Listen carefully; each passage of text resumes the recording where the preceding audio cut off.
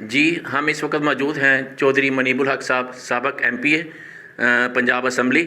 آج supreme court نے جو فیصلہ کیا ہے کہ 90 دن کے اندر الیکشن کرانے کا، تو ہم ان سے پوچھتے ہیں کہ آپ اس بارے میں کیا کہتے ہیں؟ جی بسم اللہ الرحمن الرحیم۔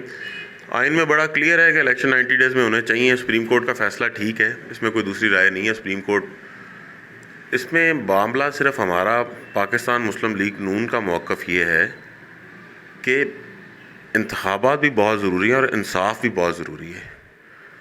جو اس ملک کے ساتھ 4 سال کیا گیا ہے اس کا سپریم کورٹ نوٹس کب لے گی؟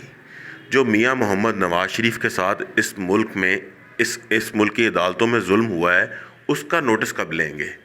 ہماری گزارش یہ ہے کہ پہلے احتساب کریں، پہلے انصاف کریں، پھر انتخابات کروائیں، تاکہ کسی بھی پارٹی کو، کسی بھی فرد کو انتخابات کے معیاری ہونے پہ شک نہ رہے اور شفاف ہونے پہ شک نہ رہے۔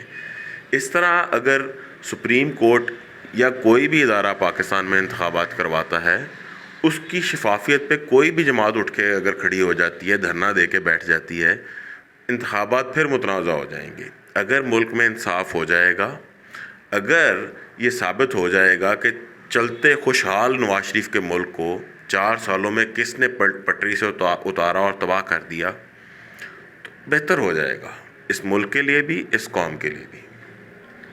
جی جیسے آپ نے سنا کہ منیب الحق صاحب نے کہا ہے کہ انتخابات پہلے احتساب ہو اور اس کے بعد آپ انتخابات کروائیں۔ Mehboob Qadri, bureau chief, voice news, Okara.